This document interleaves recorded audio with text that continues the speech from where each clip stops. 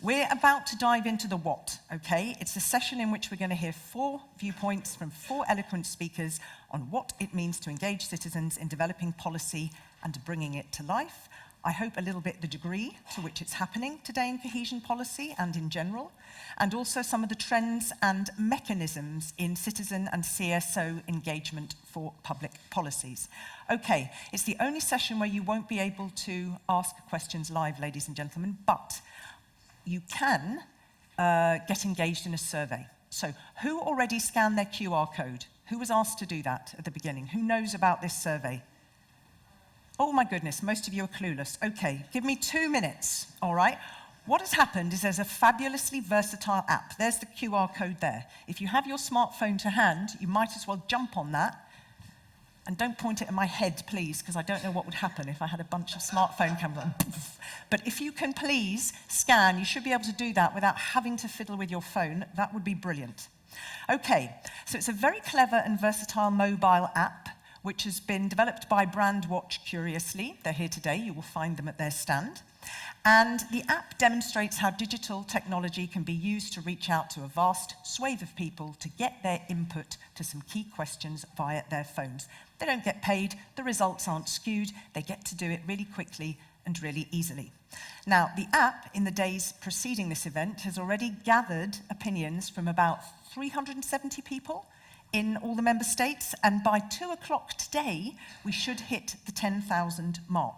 So we can get opinions by member state, we can get opinions collectively. It's very interesting to see the comparisons.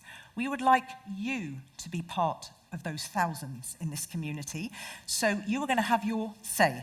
So are you set up? Have you scanned the code? And if you scan the code, you need to put your age in, please don't lie, and your gender, okay? So put your hand up if you are the best kid in school and you've done this already. I know it's a bit of a faff, but I really think it's an important part of this event. I don't think I know. Let me give you a moment. You've done? No, I don't. Could you please say the name of the app, because I cannot use this. You cannot use the QR code for the name of the app. Now, how would the lady go about that? I'm not sure I can give you that. Nick, I can sort of see you in the gloaming. Yes? Come and see us in the breakout. You may need to catch up, okay? You may need to catch up. Who else is ready to go? Who has put in their age and their gender and can now see a series of questions? We should have more than that. Come on, ladies and gentlemen. Thank you. Don't be shy. Get busy. Just a few more. There you go. Here we go. So you can see here the questions which have been already asked in member states and are now being asked of you. So can we see any results yet from in the room, gentlemen at the back? Okay, so let's have a look. So first of all, we're just going to look at the results in the room, and then we will quickly let you see how they compare with the results that have already come in the last few days. So have a look. Citizens can easily find information. Strongly disagree and disagree. Who is surprised by that? No. Public money is used to address my needs. Strongly agree and agree. Public authorities take my opinion into account when they decide how to invest public money. Agree. Does anyone else need a moment? Tell me now. No, don't worry. You can go and visit the guys at the stand afterwards so that you can be a part of this. So can we now see, are we now seeing how this compares? Do you need to do a refresher screen? Okay, so there you go. In conference and out of conference. So you can see the 2 comparisons. In conference, you guys, and obviously citizens, those who've already been asked to take part. So that's how you compare. Strongly disagree in conference, so you're okay, you are the specialists, so that may very well be the case. Here we have public money is used, many more people outside who've already been polled. And here we find there's, well, not equal, that my interest, my opinion is taken into account when deciding how to invest public money. So a little bit closer there. So you've got the biggest gap here in terms of public money used to address my needs strongly disagree almost 50% of those who were polled in the last few days. Okay? So all of that information gets curated. It can be presented in a variety of ways. Go and see the guys from Curiously. You will find their stand if you need to get set up. So thank you very much. Now we can dive in. You've been so patient, ladies and gentlemen, of my first panel, and I thank you. But do be ready to share your answers at the start of the other 2 plenary sessions. So now you're going to hear from the first of our 4 keynote speakers. His name is Sanjay Pradhan, and he is CEO of Open Government Partnership. He leads a partnership of nearly 80 countries, a growing number of local governments, and thousands of civil society organizations, all working together to make governments more open, participatory, and responsive. I think that's a very key word, responsive to citizens. And he, of course, leads policy dialogue with heads of state, ministers, and civil society leaders across OGP countries. So please give a very warm welcome to your opening keynote speaker, Sanjay Pradhan.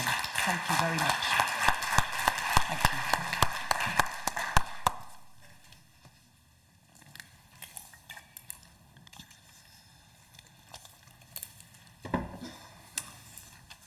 Good morning.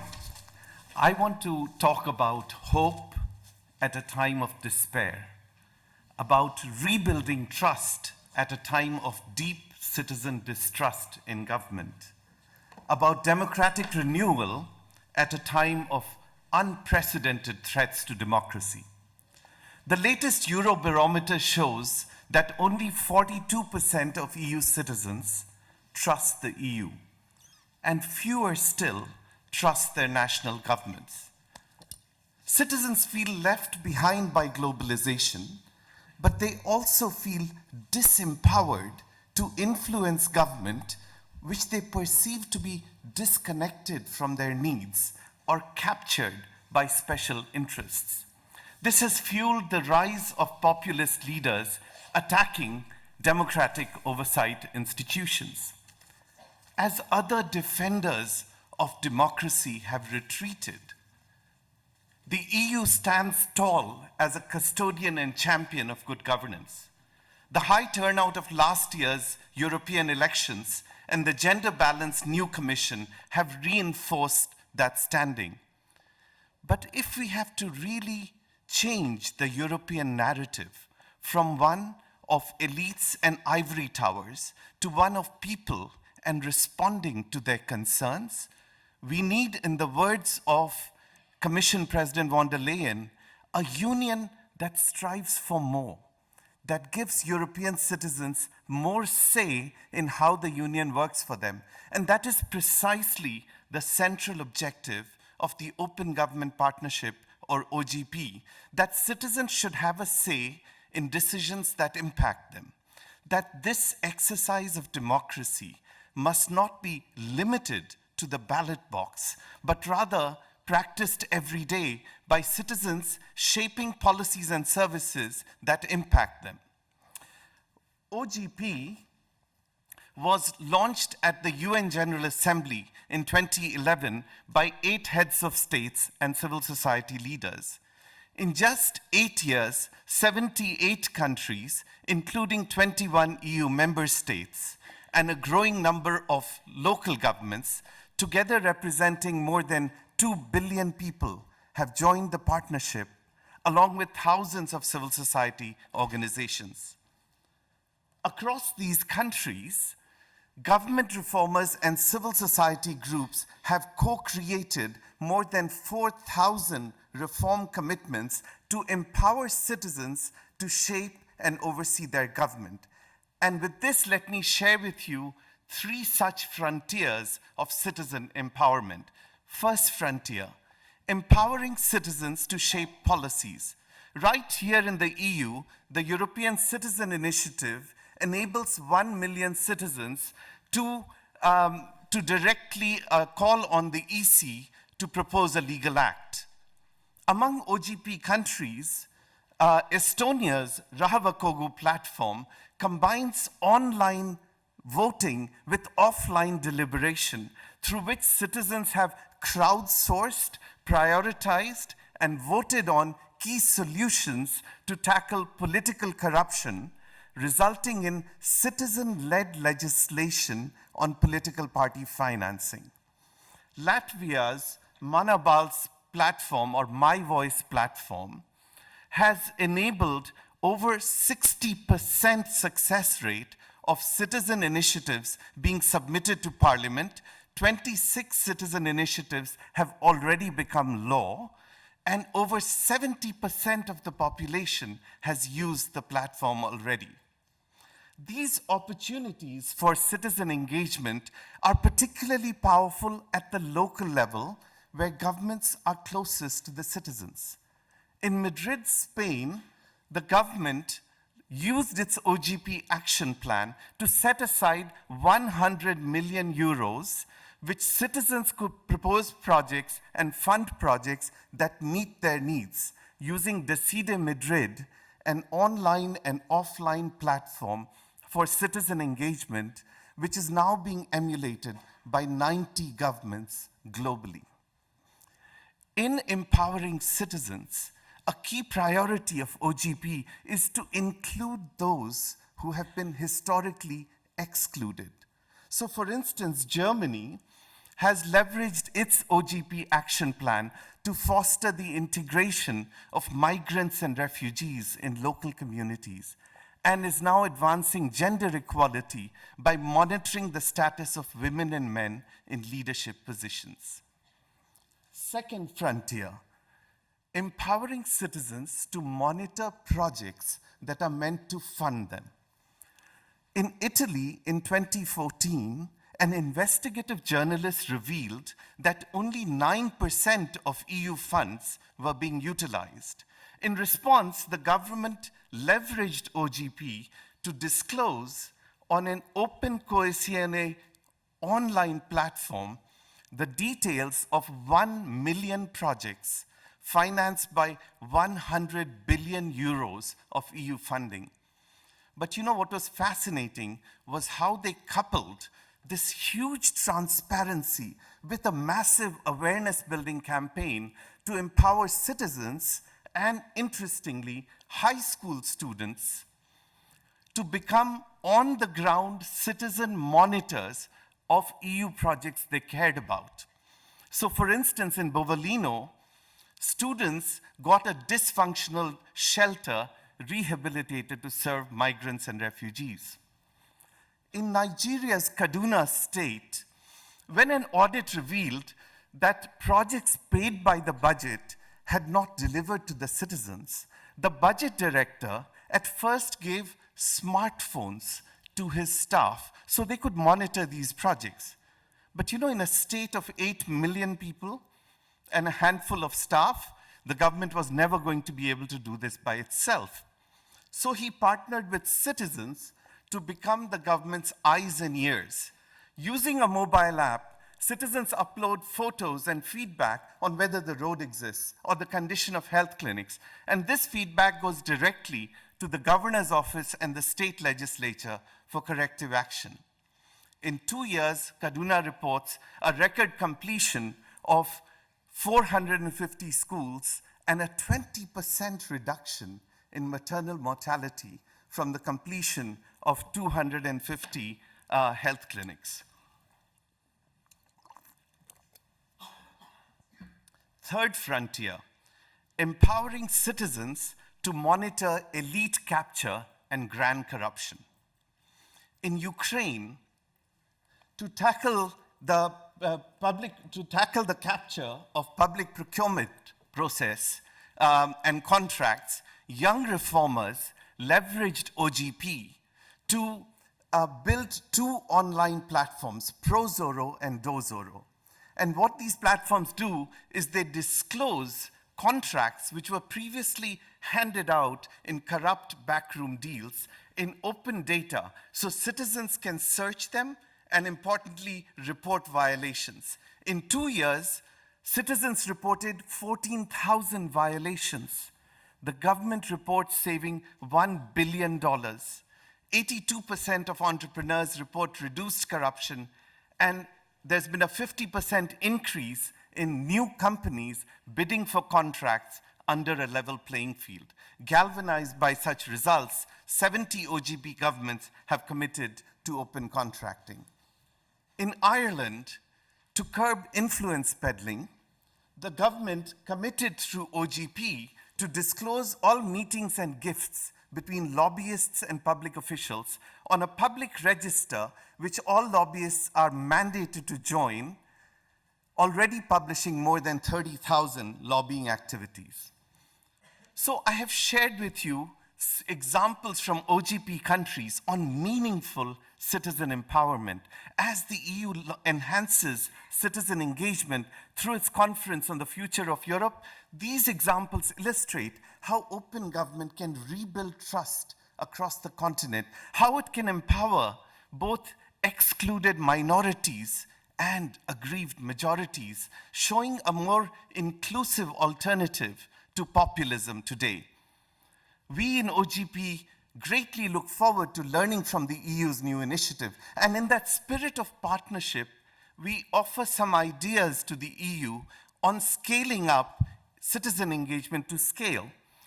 So, for instance, to advance the first frontier of citizens shaping policies, the EU could introduce participatory budgeting at scale in national and local governments and in EU structural funds. Let us amplify citizen voice in spending decisions.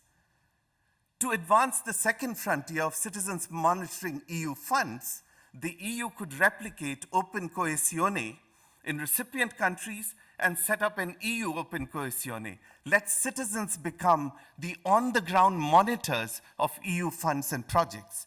To advance the third frontier on anti-corruption, the EU could institute open contracting in recipient countries and EU institutions. Let citizens monitor and report violations on contracts for infrastructure and services that are meant to benefit them. For all this, we would be very happy to share expertise centers that OGP governments like Canada and the Netherlands have created to design appropriate citizen engagement. For instance, on how not to do consultations as a box-ticking exercise, which only wastes everyone's times and resources and only worsens trust.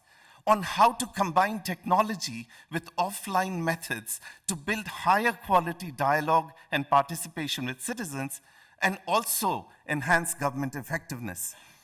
Our accumulated experience indeed strongly underscores that citizen engagement does not benefit citizens alone. It delivers powerful dividends to politicians by rebuilding citizen trust, and it helps civil servants by creating buy-in. It helps them, tap into citizen expectations and perceptions in tackling complex problems, and it seeks feedback from those who they seek to serve.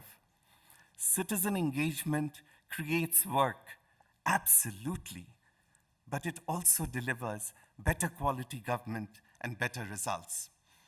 In closing, I want to call on our partnership to rise to another level as we confront deep citizen distrust, an unprecedented rise in authoritarianism, and attacks on basic civic freedoms in over 100 countries, including in Europe. We have the opportunity and imperative to forge a stronger partnership between the EU and the OGP. We greatly look forward to partnering with the EU as you scale up citizen engagement in EU institutions, in EU member states, and globally. Let us join forces to forge a positive global force for citizen empowerment and democratic renewal. Let us forge a countervailing force against the rise of authoritarianism today. Thank you very much.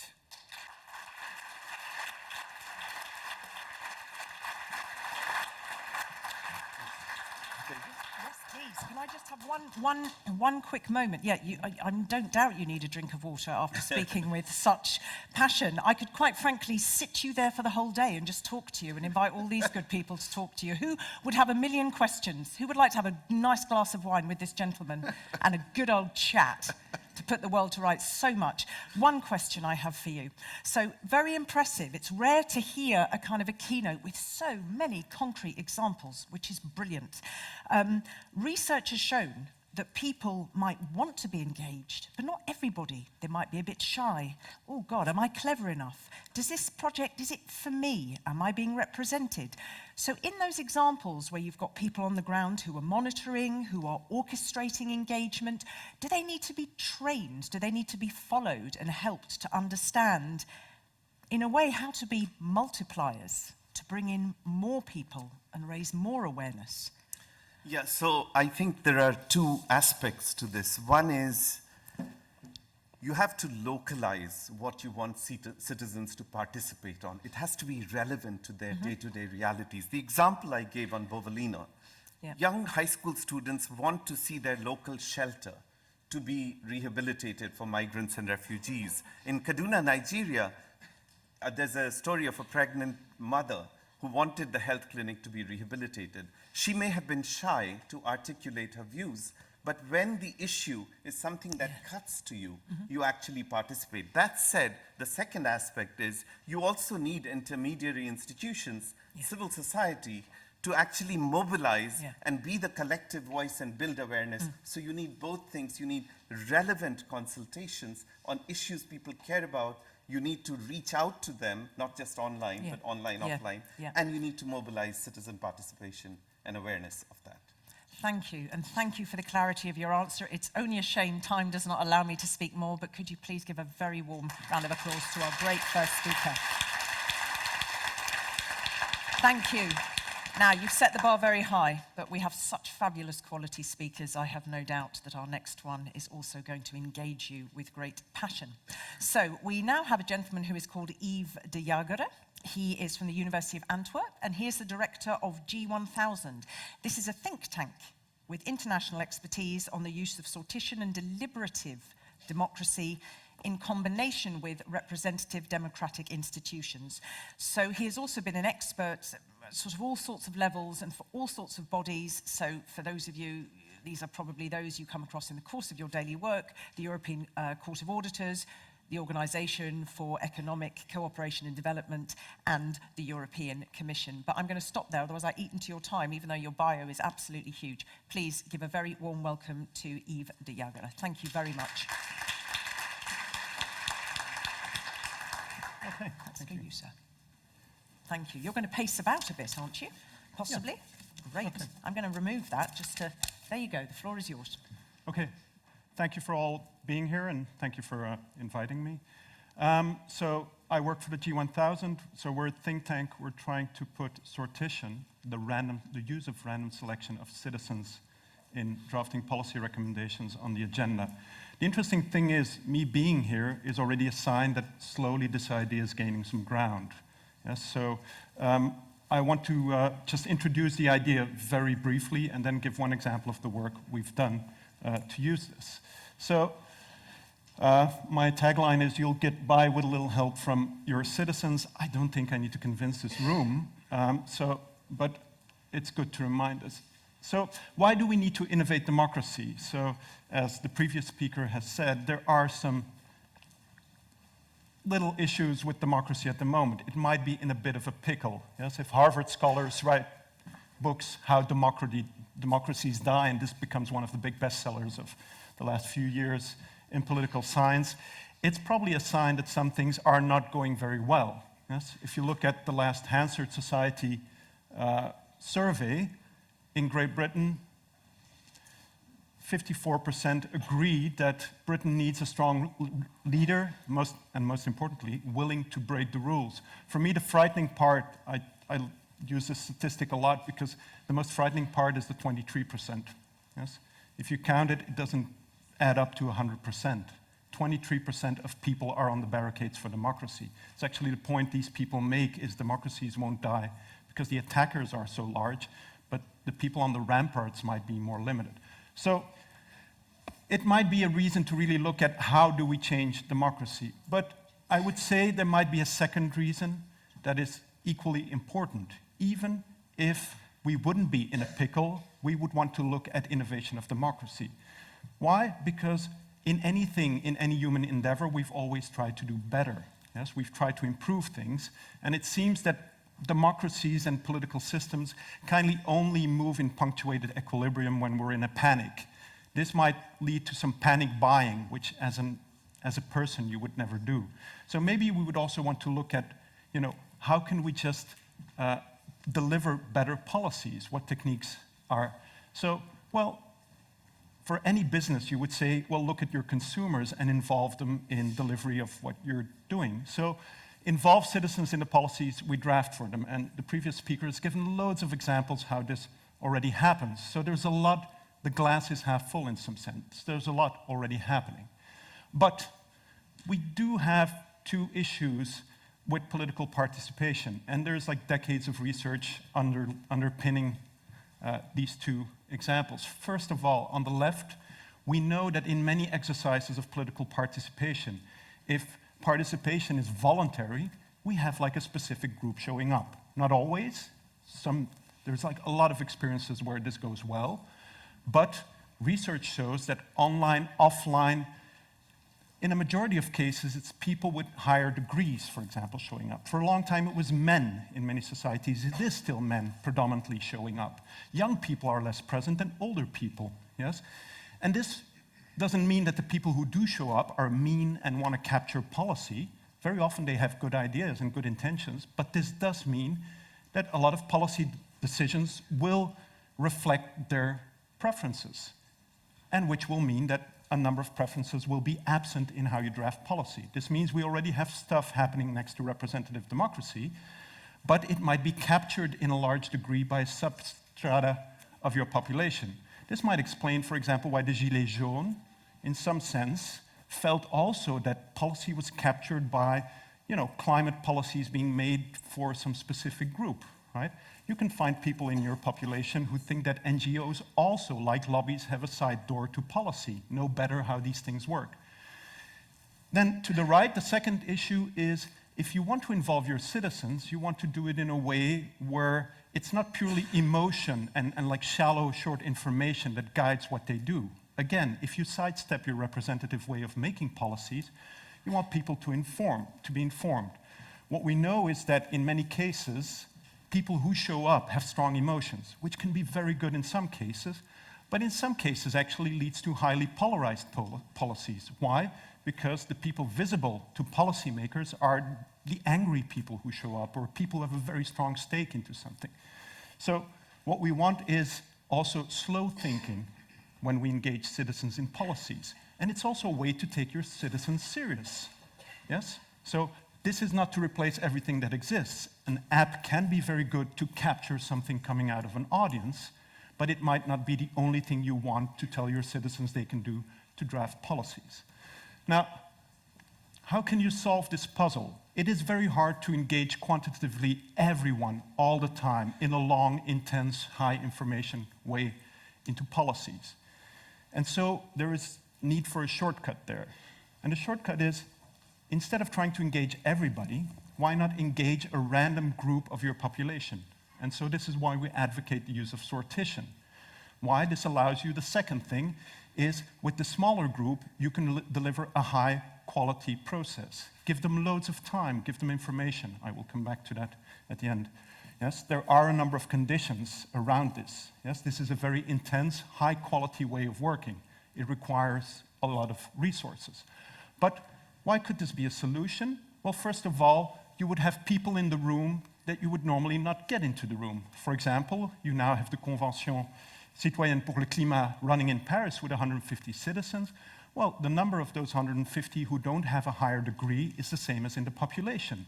So this means people are sitting there at the table who have no higher education to a large extent. Younger people are sitting there. I think 18 or 13% of them are students. That is the population average of students. So young people are there. And that smaller group allows you to take more time and use more information. Now, what I said about panic buying a lot of this is happening. Probably some of you know an example of this happening in a town or in their region, but very often it's a one-off thing. Yes? It's a quick fix. We'll do a deliberation. But actually, if you believe that this works, as we do, at some point, and I'm also a bit looking at the people from the Commission, you want to step from doing this as a trial, an exercise, to saying, okay, we've trialed this and we've exercised this, we're going to institutionalize this. So this is just an example, can't go, otherwise the moderator will kill me. I can't go into all the details of what we've done, but for a region in Belgium, a very small, the German-speaking region of Belgium, we've designed an institutional model that makes this permanent. Why? Because they asked us to do this, yes? The reason, if you wonder why the specific region did this, the Minister-President said, well, if you want to save something, you sometimes have to change before, you get into trouble. You buy your insurance before the house burns, yes? So here, from now on in that region, the Parliament will work with a fixed group of citizens, 24 citizens, who will set the agenda for topics that other citizens in citizen panels throughout the year will draft policy recommendations upon. Again, I cannot go in all the details. I'm willing to go into them later. But so they've made this a permanent part of parliamentary work. From now on, in that region, citizens will constantly be present in drafting of policy recommendations. Citizens drawn by lot, yes? Representative of the underlying population. Now, there is a lot of enthusiasm using these techniques. The only thing I want to stress, and this is me wrapping up already, is there is not one design, yes? This one model is one we designed for a specific parliament and a region. There are very good reasons for some of these design choices, but it's not like you have one true design of deliberative democracy. I can give you a number of principles, if you want to work with this, that you should take into account. First of all, a good random selection. If you go for less citizens, yes, you diminish the reach, you want to have a good underlying representation of your population. So you need to do a good random selection of the citizens you take into this process. You want people who you normally not have in the room. Otherwise, the exercise becomes a bit useless in itself. If you have people that are always there, then you don't have a good random selection. Second of all, invest resources in this. Yes, doing a deliberation in an hour or in 2 hours is not taking your citizens serious. Yes, give these citizens time. Yes, this is a bit frightening because this also will mean that they will know a lot more about the policy that you need to deliver, and they will come up with policy, recommendations that might be detailed and very informed and kind of wring your hand a bit. What are you going to do with it? But give your citizens time. Take them really serious. Give them information. This is bringing your stakeholders in the room, your civil society organizations. It's not these citizens replace this. No, they need to hear all the relevant actors. So give them enough information and give them a clear task. Yes? Just saying to these citizens, reflect a bit and we'll see what happens, again, is not taking them serious. If we are serious about engaging citizens, we don't treat them as small children, we take them serious. So give them a clear task, but also tell them what you will do with the work that will come out of it. And this is not only for deliberative democracy, by the way. In general, if you do participation, tell your citizens what you're actually promising them if they deliver their time and their energy. Because actually, we always get the questions, but do you find people who want to do that? Yes, you find people who want to do that. And I'm talking to a kind of semi-convinced group here. You will find citizens willing to travel the distance, to come to evening meetings, to discuss some parliamentary policy. This is the group of 24, the current fixed citizen council in this Oost-Belgian region now. Some of these people ride for an evening meeting 60, 70 kilometers after work. One of these guys is a builder. Yes. One of these women works in a university lab, so you have a diversity there. These people do that, but you have to tell them that what they do as work will be meaningful and you will really engage it in the policy you use. So this is about as detailed I can do in 10 minutes. I'm open to questions afterwards. Thank you very much for your time and good luck.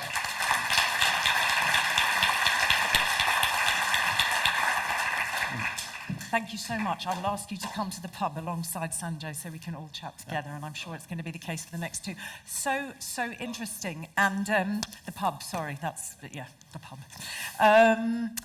Very interesting. Just if you can, perhaps they're part of the same question. You brought up something so important there about strong emotions. You want to avoid it or unpack it and then move on from it to stop polarization. What happens? We saw an example there. I don't know, where was that? The Oost-Belgium. It's a German-speaking community in Belgium. Okay, so what happens when you might have on a table somebody who's quite ranty or very upset? How do you manage that? Of course, these people are there. The problem now is that they seem a majority. Yes, especially if you look at Twitter. They seem like this is your population. What will happen is this person will probably be confronted at a table of 10 people with maybe 9 people go like, well, I don't feel that strongly about it. Either this person can go like, yeah, but my feelings are strong, they have to predominate, or they will also have to listen to their fellow citizens. So I think part of what comes out of these processes a lot is that these citizens also have more respect for what policymakers and politicians have to do. Okay, because they often realize how complex suddenly this task is. Yes, it's very easy to be a keyboard warrior and go like, why don't they do this? Until you hear what the budget restraints are, you realize that not everybody in the room, this is mainly white men of a certain age, I would count myself in that, suddenly realize that the other people do not agree fully with their view of. So yes, emotions have a place there.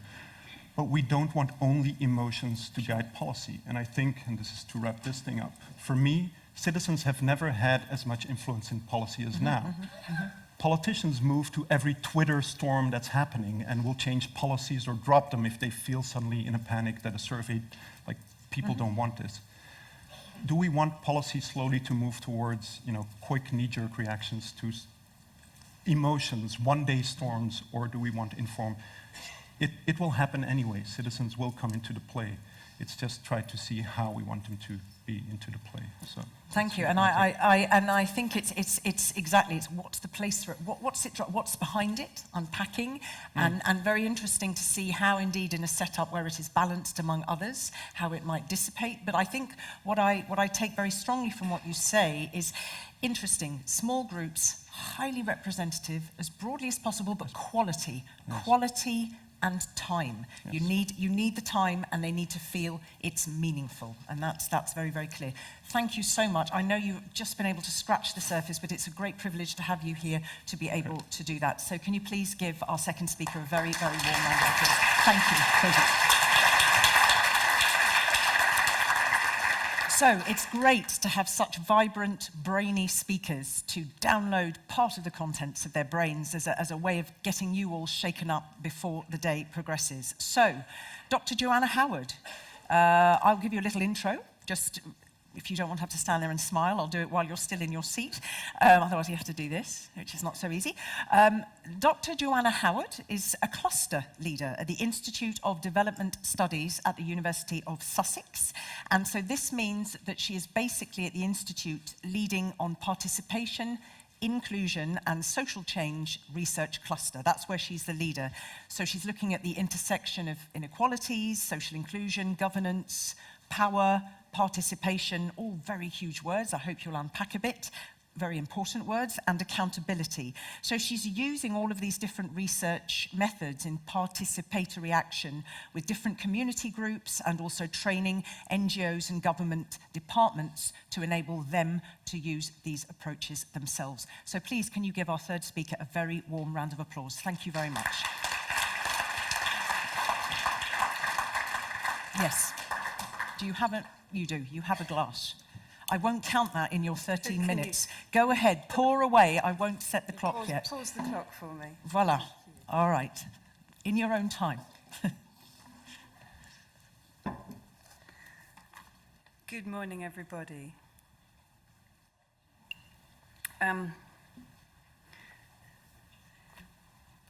It's a strange moment to be here with the European Commission, and I can't dwell on it, but let me say just I very much appreciate being invited, and I'm with you in spirit and in practice as much as possible.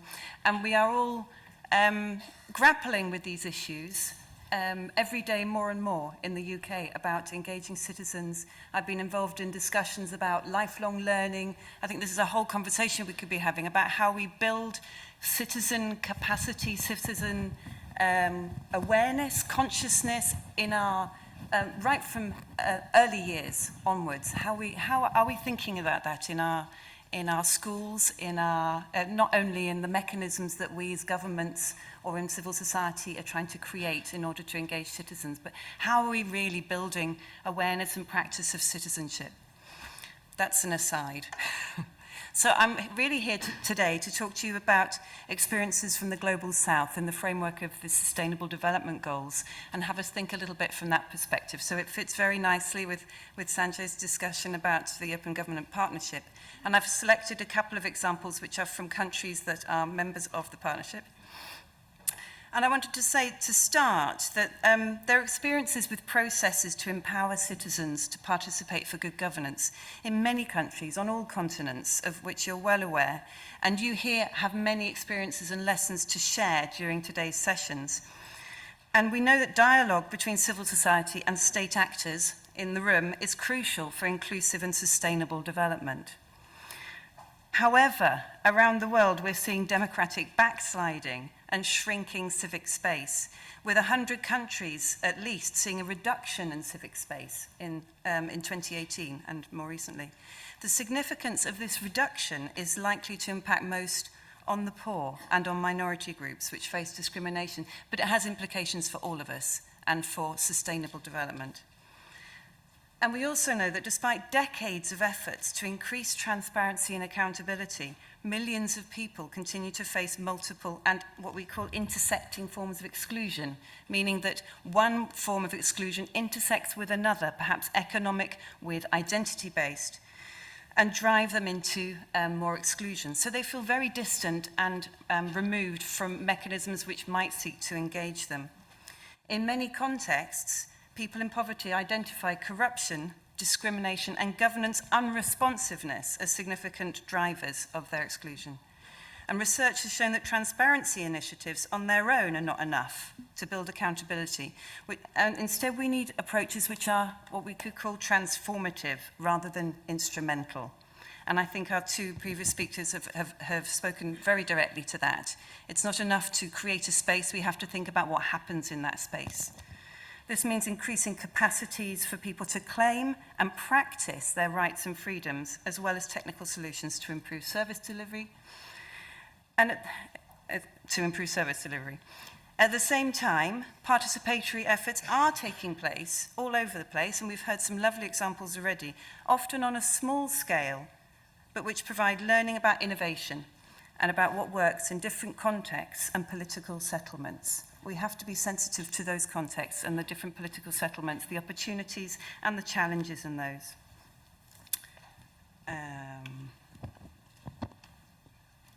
What do I press? That one? Yeah. Okay, I think that was the first one. So, SDGs. I'm sure you are all aware of them. And for me, they're a really important framing for this kind of discussion and this kind of work. A transformative approach to development underpins the framework of the SDGs. It aspires to leave no one behind, to address multiple forms of exclusion and promote justice, which is social, economic, and environmental, all together. And the research I'm highlighting in this presentation began through an initiative, a partnership between research and advocacy organisations called Beyond 2015, some of you may be aware of it, to bring the perspective of marginalised groups and communities into discussions about what would replace the Millennium Development Goals. Why had they failed a huge tranche of citizens across the world, the Millennium Development Goals that held so much promise? And what should the SDGs, what should the follow-up do differently? And our research highlighted how people's desire for agency in their own development is huge. They want to be active participants and to work with governments and with donors and with other actors. But without working with them and without addressing the intersecting forms of inequality that they experience, then these dynamics don't shift. Our current work focuses broadly on how marginalised groups of people can be involved in monitoring the implementation of the SDGs. We work particularly on those, that space, or the people who are experiencing marginalisation, but I think this rings true across the board. Principles of participation are embedded in the SDG framework, but need to be drawn out. For example, we have Goal 16, a framework for citizen-led accountability. It aims to promote peaceful and inclusive societies for sustainable development, to provide access to justice for all, and to build effective, accountable and inclusive institutions at all levels. And it's the related target 16.7 which calls us to ensure responsive, inclusive, participatory and representative decision-making. So how do we do this? Achieving this target requires working on both sides of the equation, the demand side as well as the supply side of good governance, and understanding citizen engagement not just as a technical fix or a tick box, but working to foster democratic practices. This means we need to recognize and address the barriers to participation. Putting the furthest behind first, as the SDGs ask us to do, requires us to understand better how marginalization is actually experienced and how people can develop a sense of agency or self-efficacy, and to support processes that build their confidence and skills to participate. There is a really important role for CSOs and especially local governments, but governments at all levels, to work together to enable the meaningful participation of all, but especially the most marginalised. And the SDGs also highlight the need for approaches which are cross-cutting and make links between governance systems and civic spaces at local, national and global levels, and how they can support and strengthen each other. So, accountability requires strengthening civil society participation and negotiating dialogue with governmental institutions and organisations. Let me offer a couple of examples from our network of partners in the Global South. So OGP member countries Ghana and South Africa, and I also mentioned Uganda, which is currently not a partner, and as I think, Sanjay, you may correct me, is that right? In South Africa, the civil society organisation Sustainable Livelihoods Foundation works with young people and community activists living in extreme urban insecurity. And they facilitate processes with these citizens. They're working in the top right photo there, which they record, supporting them to generate evidence and leverage spaces for accountability on citizen-based monitoring of policing. So the data they generate include their own stories, which they record in different ways, such as digital stories and participatory video, and they use this evidence to broker conversations, open dialogues, and build alliances with decision makers at city and provincial government about the issues of insecurity in their township. So they not only collect data, they use this data to broker those conversations. It's so important to note that data can be generated by citizens themselves, and especially marginalized citizens. And then bringing this data into dialogue with duty bearers can begin to open up pathways for accountability and good governance. In Ghana, the bottom two pictures, we've seen how community radio can support local initiatives to strengthen good governance. Radio Ada in Ghana worked with a group of very poor women who depend on the local natural resource of the salt lagoon for their livelihoods, but which local traditional and formal authorities were failing to protect. Radio Da uses community development methods combined with community radio training and broadcasting to build their confidence and the collective capacity of the women's group. As the women began to broadcast their concerns on the community radio, local leaders started to contact the radio station asking to enter into dialogue and to talk about the issues. Enabling dialogue in this context has meant working with the group to build their confidence. So it's not enough just to create the space and invite the women in. The process has to build the confidence of the women to go into that space and to talk, and to challenge social norms which exclude them from those spaces. Transformative approaches to citizen engagement mean taking time to build this confidence and strengthen the communication capacities of these groups that don't get heard. And this is essential for good governance, which requires us to navigate the norms and vested interests which keep some groups excluded.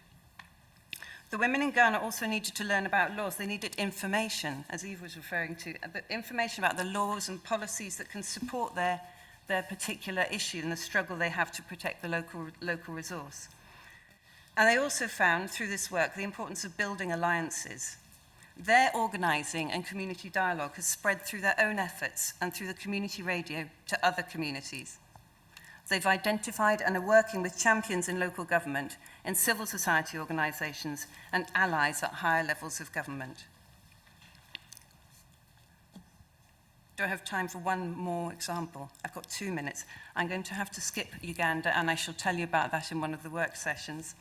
But they are working through community radio too, but engaging with a space called the Baraza, which is like a local forum, and building capacities for people to bring their issues into that Baraza and to dialogue around them.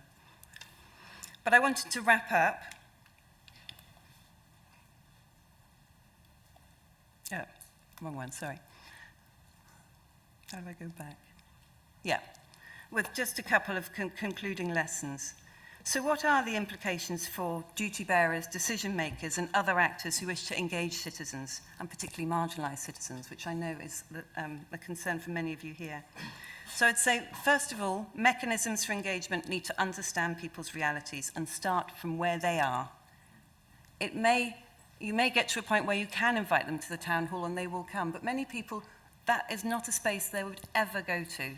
And they need other spaces in which they can build their capacities, build their confidence, and that the issues that they experience in their daily lives can be discussed. Only in this way can we create spaces that are accessible to marginalised groups and build their civic capacities and confidence. Otherwise, they will continue to see citizen engagement as having nothing to do with them. Another key aspect is that all involved, the civil society facilitators, citizen participants, local government officers, we all need to develop skills in active listening, not to impose our views on others or to try too much to guide the conversation. We need to listen. We need to nurture skills in dialogue, which enable different perspectives to be heard and respected, and foster capacities for tolerance and inclusion. And now I really do feel this is a global concern. Dialogue and communication skills are underrated, and the kind of deliberative spaces that Yves was talking about are really important. Citizen engagement initiatives that start locally and build local capacities and communication confidence can then network and connect up across localities, across countries and regions, and build networks and movements for accountability. Tools are never enough on their own. They need to be part of an approach which opens up and sustains civic space, especially for those who are disadvantaged or discriminated. So, 1 minute? And so wrapping up, we need to, in many settings, we've seen increasing polarization, including across Europe. And these initiatives I've just described to you offer food for thought on how governmental and non-governmental actors can work together to promote and practice democratic skills and protect the civic space. And I do feel that Leave No One Behind is a useful and timely message at a time of democratic backsliding and shrinking civic space, and that the SDGs offer us a useful framing and conversation point for dialogue between citizens and their government. Thank you very much.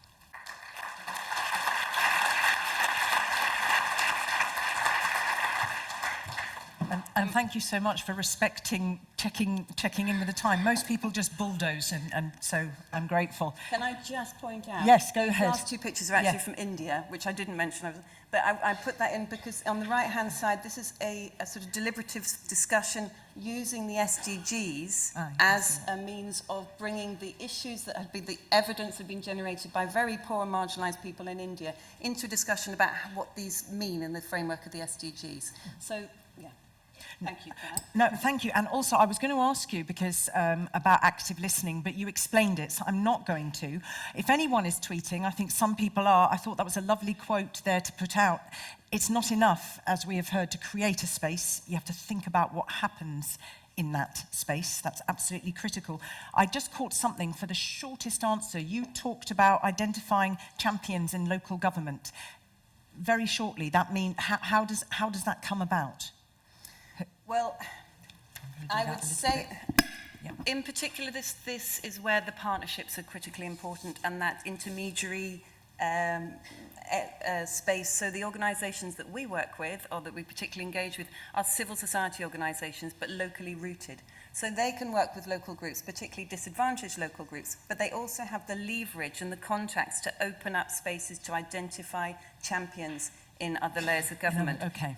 And it may be that the very local level is where the issue is, or it may be further up where the issue is, and they need to find allies or champions at strategic points in the what we would call the accountability system. Okay. Thank you so much. Again, a million questions, not enough time, but you are around. Can I come to the pub as well? You can come to the pub. Come to the pub. You are welcome. Or I will come to the pub. I will come your end, actually. Thank you. Absolutely. Our last speaker, I didn't get to meet our last speaker beforehand, so where are you, Mr. Mayor? Okay, forgive me, because I'm not going to pronounce things well, and I feel ashamed of that, because I could have checked in, okay? And I'm not always trusting of pronunciation on the web, okay? So you will need to correct it yourself. But we are very privileged to have a mayor here from Poland, from Walbrzych. Oh, you're being so kind. He is a gentleman called Roman Szelemej. I'm not being very BBC News good, but you will do better than I, sir. So just to give you a little bit, because it's very, very interesting, he was appointed by the Prime Minister as an administrator in the town where I said that you will better pronounce in 2011, and then you were elected mayor in the first round, weren't you? A little bit later in that year, and then elected again in 2014, so that was about 3 years later, but with a record amount of support. I mean, very, very impressive, 84%. So really high level of support. And actually, in 2018, you achieved the best election result in Poland from 107 city mayors. So very impressive. But I think what's important to just add is that historically, you're a graduate of the Faculty of Medicine. So at Wrocław Medical University. So he's got a long history and has held very, very senior positions in health and healthcare, not least in cardiology. So this incredibly, perhaps you will tell us how that informs your work today. But again, I will stop, otherwise I don't give him enough time. But please, can you give him a very, very warm welcome, our last speaker of this morning. Thank you. Forgive me. Thank you. Pronunciation, ladies and gentlemen, pronunciation was pretty correct. My name is Roman Szelemej. I'm a mayor of Walbrzych. Walbrzych is more or less 110,000 inhabitants city located in southwestern part of Poland, close to Czechia, close to German border. And I was invited, thank you very much for inviting me. I was invited just to share our experience, how to get things done, to solve the problems of local communities with the help of money coming from different sources, mainly from Cohesion Policy Fund, and how to solve the problems, not how to talk about problems, because I am a representative of local government. And local government, these are people directly elected to solve the problems, to deliver people solutions, to meet their requests rather than to talk about them. So I would share my experience and our experience how we establish a kind of a idea, kind of a project, which is now one of the, based on the opinion of outside people, one of the most successful example of ITI project in Europe. We as a community of, or group of communes located around Walbrzych, within the functional area of Walbrzych. This is a group of 22 communes, rural, urban communes located around Walbrzych in southern part of Lower Silesia. Lower Silesia is one of the most dynamically developing region in Europe, with the wonderful capital of Wrocław. And we are part of this region, known for many years, for 300 years, for its coal mining industry or industry related with coal mining, like textile industry, ceramic industry, coke production. And we've faced a transformation, now challenging other parts of Poland in Silesia region, transformation of decarbonization. We simply faced and we passed the transformation from coal mining industry into the something new in mid-90s. So we had and we still have the same problems within the functional area of Walbrzych, like environmental problems of post-coal era, like social problems, unemployment, migration of young people, demographic challenges. And we decided in 2012 just to cooperate, just to establish cooperation within 22 communes. I was elected a leader of this agreement.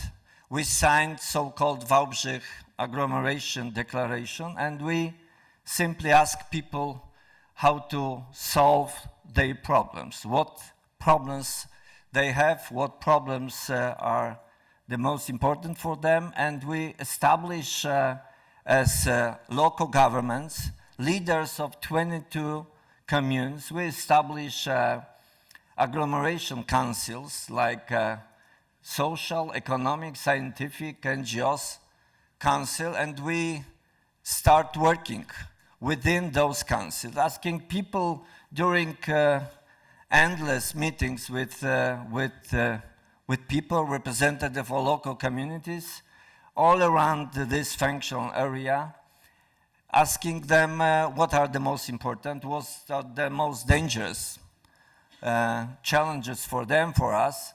And we establish a steering committee working very democratically with one vote attended to one commune, no matter what number of inhabitants it has, from 3,000 until up to 110 in Walbrzych. So those representative leaders of those 22 communes voting during the steering committee just to establish the main issues, the main problems, and how to solve them. So we then, with the cooperation with the Polish government, the Ministry of Regional Development, with Marshal Office, the regional government in Wrocław, we established the idea of applying for ITI status of this agreement, and we were granted by the regional government. We were granted a huge amount of a part of the cohesion fund dedicated for the region of Lower Silesia. We were granted almost 200 million euros, and we decided to work and to solve the problems people were delivering us to as a request. So the strategy of ITI was established, was approved by every city council, every commune's council in our functional area. We established not only ITI strategy, but also executive programs for executing, completing those targets, or reaching those targets of ITI strategy like low emission economy program, public transport program, and simply decided to realize, to execute it, to complete this during endless meetings and numberless meetings with public, with representative of different communities, like entrepreneurs, like NGOs, like members of very much isolated small communities within this functional area. We establish different programs. These are examples of those programs we were financed from the Cohesion Policy program, like renovation and reconstruction of housed community buildings, improving, of course, the living condition and the aesthetics of the surroundings. These are the meeting, very interesting. We call it in that right corner of the slide. This is the meeting called the Agora meeting, very much resembling the old Greek instrument of delivering the idea of democracy to people and talking to people. So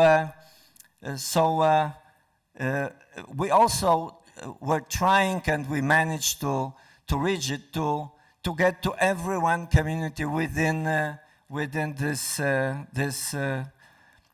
area. For example, these slides show the completion of the project delivering to medium and small size entrepreneurs.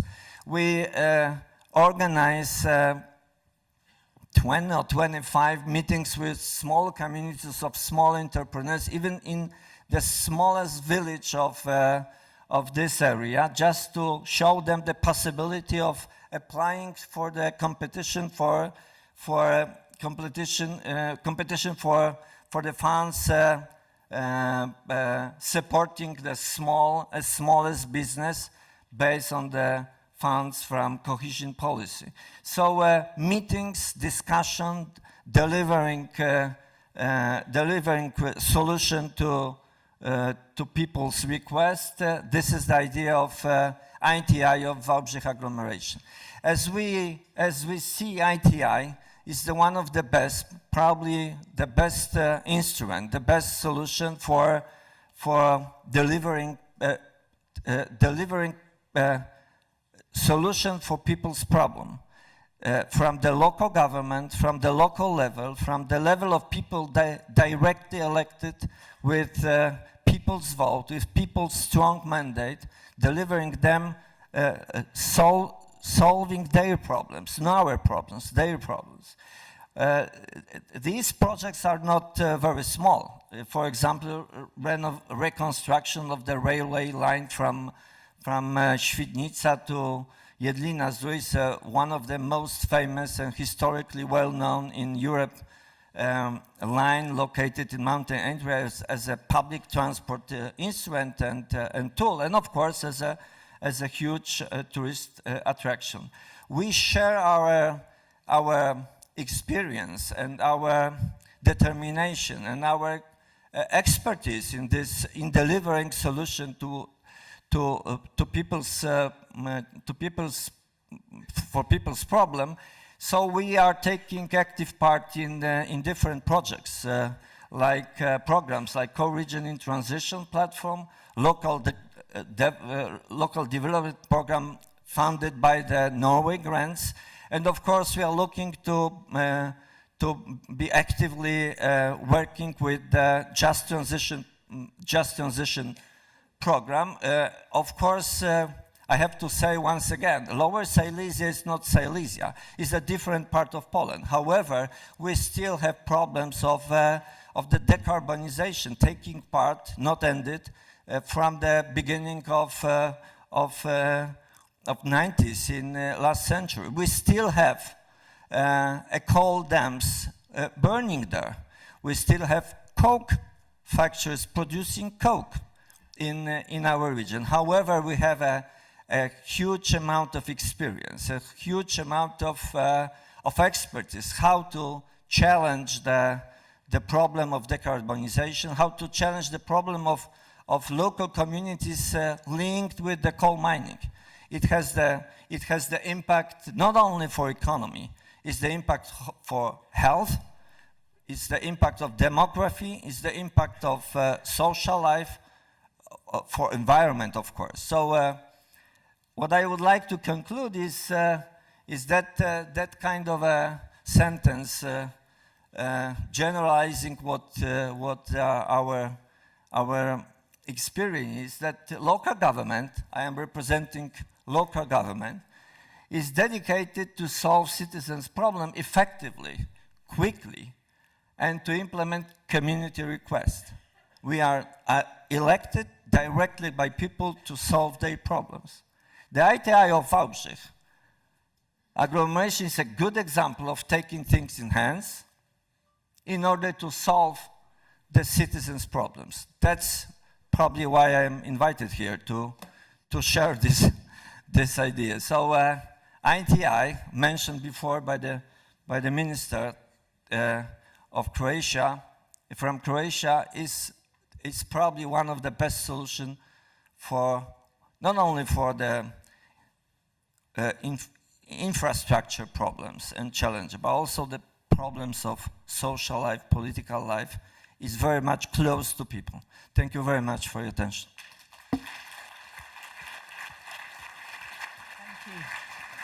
I won't engage you in a question because a question to you will be all that stands between these good people and coffee. But I will thank you again for those who are tweeting, and I see that there are. Absolutely, you said at the beginning, we are there to meet requests rather than just talk about them. And what I found very interesting was that you had a great combination in the case studies of education, housing, transport, local business, infrastructure, so absolutely across the board. And what I really liked is that you use these two words together.